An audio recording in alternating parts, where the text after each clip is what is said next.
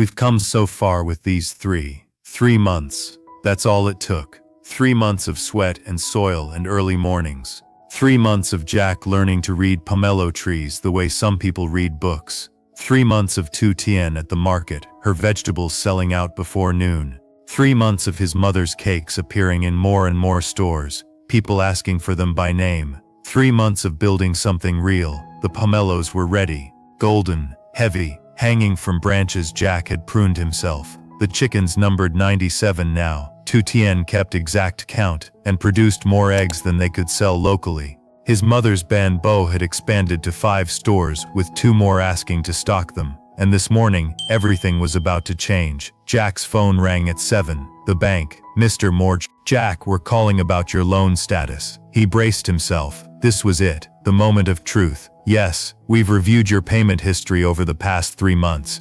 You've been consistent, reliable. We'd like to offer you a restructured payment plan, lower interest, extended term, if you're interested. Jack sat down heavily on the porch steps. I'm interested. We'll send the paperwork. But Mr. Jack, congratulations. Most people in your situation don't make it. You did. After he hung up, Jack just sat there, stared at the farm, the coops, the orchard in the distance, the life they'd built from nothing. Tien found him there 10 minutes later. You okay? He looked up at her. The bank called. They're restructuring the loan, lower interest. We made it. She sat down beside him, didn't say anything, just took his hand. They sat like that until his mother came out, wiping flour from her hands. Jack? Tien just called. He's coming over, said he has someone he wants you to meet. An hour later, Tien's truck pulled up. He stepped out, followed by a man in his 50s wearing pressed khakis and a polo shirt. Not farmer clothes.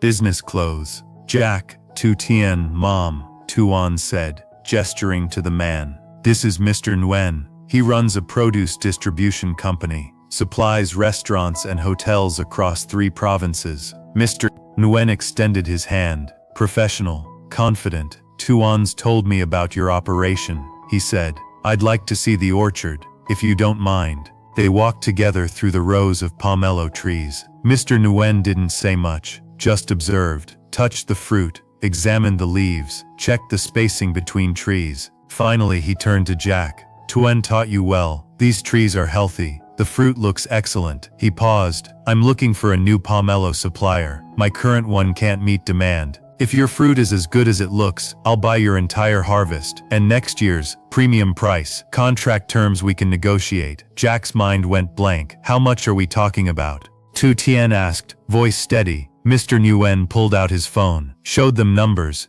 Based on your tree count and estimated yield, you're looking at approximately 45 million dong for this harvest. More if the quality tests well. Jack heard his mother gasp behind him. That's assuming, Mr. Nguyen continued, you can maintain quality. I'll need samples tested first.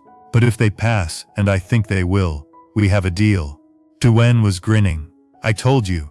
Do the work right. The money follows. There's one condition, Mr. Nguyen said. I need reliability, consistent quality, long-term commitment. I'm not interested in a one-time deal. I want a supplier I can count on for years. Jack looked at Tien, at his mother, at Tien, who'd believed in them when no one else did. You'll have it, Jack said.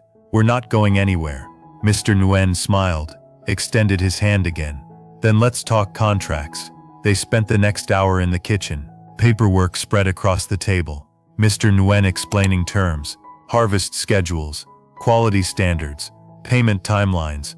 Jack's mother kept making tea, her hands shaking with excitement she was trying to hide. When Mr. Jen finally left, promising to send formal contracts within a week, the 3 of them just sat there. Did that really just happen? Jack's mother whispered. 45 million, Tien said quietly. From the pomelos alone, that doesn't count eggs, cakes, vegetables. Jack did the math in his head. With the loan restructured and this new contract, they weren't just surviving anymore. They were building wealth. Real, sustainable wealth. We should celebrate, his mother said. A proper celebration. Family dinner. Invite Tien and his family. Tomorrow, Jack said. Tonight I just want it to be us. The 3 of us. That evening they made a simple meal. But it felt different. Everything felt different. His mother's shoulder didn't hurt anymore. The medicine Jack had bought months ago had finally worked. Tien moved around the kitchen with confidence, no longer the homeless girl who'd stumbled into their lives. And Jack felt light. For the first time in years, the weight was gone. After dinner, they walked through the farm together, past the chicken coops where 97 birds were settling in for the night, past the vegetable garden where tomatoes and pumpkins grew in neat rows, through the pomelo orchard where golden fruit hung heavy and ready. Peaceful garden, Tien said, looking around. We really did it. We built it. Jack's mother stopped walking, turned to face them both. I need to say something, she said. These past few months I've watched you two work. I've watched you struggle and fight and refuse to give up. And I realize, her voice caught. I realize that this is what family means. Not just blood, not just history, but choosing each other. Every single day. She looked at Tien. You weren't born my daughter, but you've become her.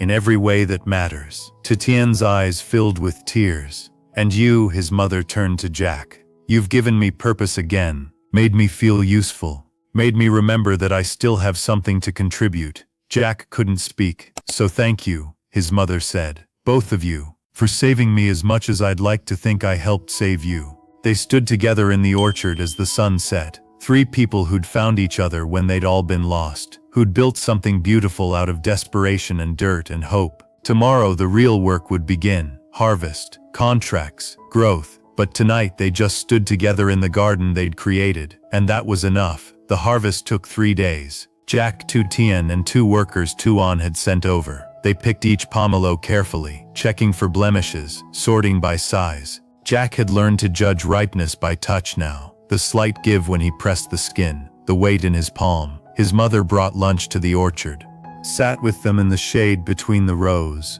watching her son work with hands that knew what they were doing. You've changed, she said to Jack on the second day. You move differently now, more sure of yourself. Jack looked down at his hands, calloused, dirt under his nails, the hands of a farmer, not an engineer. I guess I have. By the end of day 3, they'd harvested 2,847 pomelos, each one tagged, sorted, packed into crates. Mr. Nguyen's truck arrived at dawn on day 4. The quality inspector took samples, cut into fruit, examined the flesh, measured sugar content, checked for seeds, for blemishes, for anything that would mark them as inferior. Jack held his breath. Excellent, the inspector said finally. Grade A, premium quality. Mr. Nguyen shook Jack's hand. I'll send payment within 3 days, and I want to talk about expansion. Double your trees next season. Can you handle that? With Tuan's help? Yes. Good. I'll have my people draw up a new contract. Long term. 5 years. Guaranteed pricing.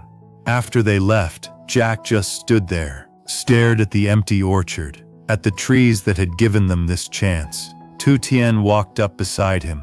We did it. We did. Your father would be proud, his mother said quietly. She rarely mentioned him. He died when Jack was 12, but when she did, it meant something. I think he would be too, Jack said. That evening, Tuan came by with his wife Mai and their 2 children. His mother had prepared a feast, special dishes, not the simple meals they usually ate. Bun bo for dessert, of course. The table barely held all the food. They ate, laughed, told stories. Tuan's kids chased chickens around the yard while the adults sat on the porch, drinking tea, watching the sun set over peaceful garden. You know what I'm proudest of, Tuan said. Not the money, not the success, but that you 3 stayed together, supported each other. That's rarer than you think. Mai nodded. My brother's right. Most families fall apart under pressure. You grew stronger. Jack's mother reached for Tien's hand. That's because we chose to be a family. Every day we chose it. Later, after Tien and his family left, Jack found Tien in the chicken coop. She was checking on the birds one last time before bed, a nightly ritual she never skipped. You happy? He asked. She turned, smiled. More than I ever thought possible. You? Yeah. He paused. Tien, I want to ask you something. She waited. When we first met, you were so alone. And now, he gestured at the farm, at the house. Now you have all this. But I never asked. Is this what you wanted? Or did you just settle for what was available? Tien set down the feed bucket, walked over to him. I'll tell you what I wanted, she said. I wanted to matter, to someone, to something. I wanted to wake up and have a reason to keep going. I wanted to build instead of just survive. She took his hand. This farm, your mother, you, this isn't settling. This is everything I was looking for. I just didn't know it yet. Jack pulled her close. I don't say it enough, but I love you. Not because you work hard, not because you help save us, just because you're you. I know, she said, and I love you too. They stood like that for a while. Then Jack pulled back, looked at her seriously. I want to expand, he said, not just the pomelos, everything, more chickens, bigger gardens, maybe even some pigs. Build this into something we can pass on, something that lasts. Tien's eyes lit up. I've been thinking the same thing, and your mother mentioned wanting to teach neighborhood women how to bake, start a small collective, share the income. She said that? Yesterday. She's thinking bigger now, bolder. Jack smiled. Then let's do it, all of it. Let's build something that matters. The next morning, the bank transfer came through, 47 million dong more than the estimate. Mr. Nguyen had added a bonus for quality. Jack stared at the number on his phone. It was more money than he'd made in 6 months at his old job. From trees, from dirt. He called his mother and Tien into the kitchen, showed them the screen. His mother sat down, put her hand over her heart. It's real, she whispered. It's actually real. Jack pulled out a notebook. Okay, let's plan. We pay off the restructured loan completely. That's 15 million. We invest 20 million back into the farm expansion, equipment, more chickens. We keep 12 million as emergency fund. Sound good? Tien nodded. And we hire help. We can't do everything ourselves anymore. We need at least 2 full-time workers. Agreed, Jack said. Mom, what do you think? His mother was crying, but she was smiling too. I think, she said, that you two are the best thing that ever happened to me. And I think your father would be so proud of who you've become. They sat together at that kitchen table, making plans, dreaming bigger dreams. The weight they'd carried for so long was finally, completely gone. Outside, the chickens clucked. The pomelo trees stood tall and strong. And somewhere in the distance, a neighbor's dog barked, the same ordinary sound that had filled their evenings for months. But nothing was ordinary anymore. Everything had changed. And it was only just beginning. The loan payment went through on a Tuesday morning. Jack drove to the bank himself, walked up to the counter, handed over the check for the full amount. The teller looked at the number, looked at him. You're paying it all off? The entire loan? Every dong, Jack said. She processed it, printed the receipt, stamped it with finality. Congratulations, Mr. Jack. You're debt-free. He stood there holding that piece of paper. Proof. Evidence that they'd climbed out, that the drowning had stopped, that solid ground was under their feet again. On the drive home, he stopped at a roadside flower stand, bought a bouquet of yellow chrysanthemums, his mother's favorite. She'd mentioned them once, months ago, saying they reminded her of sunshine. When he got back to the farm, Tien was training 2 new workers, young men from the village who needed work. She was showing them how to collect eggs without stressing the birds, her voice patient and clear. His mother was in the kitchen with 3 neighborhood women, teaching them her banbo technique. Flour dusted her apron. She was laughing at something one of the women had said. Jack stood in the doorway, just watching. This life they'd built, these people they'd become. His mother looked up, saw the flowers. Her hand went to her mouth. You remembered, she said softly. Of course I remembered. He handed her the bouquet. Then he pulled out the receipt. And I brought you something else. She read it. Her eyes widened. The loan, paid, done. We're free, Mom. She set down the flowers carefully, walked over to him, put both hands on his face the way she used to when he was small. My boy, she whispered. My strong, brave boy. You did it. We did it, Jack corrected. All 3 of us. Tien had come inside, heard the news. She was smiling, but her eyes were wet. So what now, she asked. Jack looked around the kitchen, at his mother with flour in her hair, at Tien with dirt under her fingernails, at the women learning to bake, at the workers outside feeding chickens, at this place that had been bare dirt 4 months ago. Now we keep building, he said. We expand the coops like we planned. We plant more trees. We hire more help. We teach more people. We grow. His mother nodded. And we stay together. No matter what comes. No matter what comes, Jack agreed. That evening, just the three of them, they walked through Peaceful Garden one more time. But this walk felt different. Not like they were checking on something fragile that might break. Like they were surveying something solid. Something real. Something theirs. The chickens were quiet in their coops. Nearly 100 birds now, safe and fed. The vegetable garden stretched in neat rows, ready for the next planting season.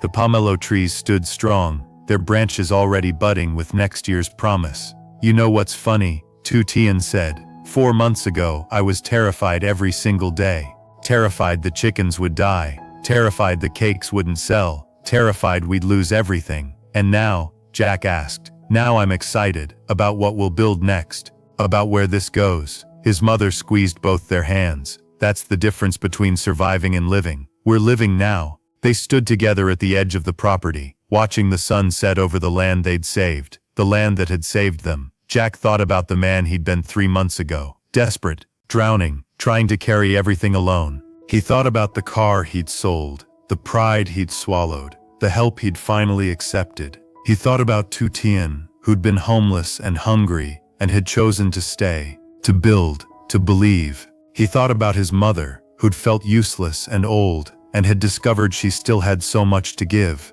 3 people, 1 garden, 1 chance, and they'd taken it. I love you both, Jack said. I don't say it enough, but I do. More than anything. We know, his mother said. We've always known. Tien leaned her head on his shoulder. And we love you too. That's why this worked. That's why we made it. The last light faded from the sky. Stars appeared. Somewhere in the coops, a hen clucked softly. The wind moved through the pomelo trees, carrying the scent of earth and growth and possibility. They walked back to the house together. There would be more work tomorrow, more plans to make, more dreams to build toward. But tonight, they just sat on the porch, drinking tea, talking quietly about small things, what to plant next, which worker showed the most promise, whether they should get a dog. Normal things, beautiful things, the kind of things people talk about when they're not just surviving anymore, when they're living. Jack looked at the sign Tien had painted months ago, now weathered but still clear. Peaceful Garden. They'd earned that name, every letter of it. This was what all the struggle had been for. Not wealth, though that had come. Not success, though they'd found it. But this moment, this peace, this family, chosen and fought for and built from nothing. Jack took a sip of tea, looked at his mother, at Tien, at this life they'd created together, and he smiled, because they'd made it. They'd actually made it, and that was enough.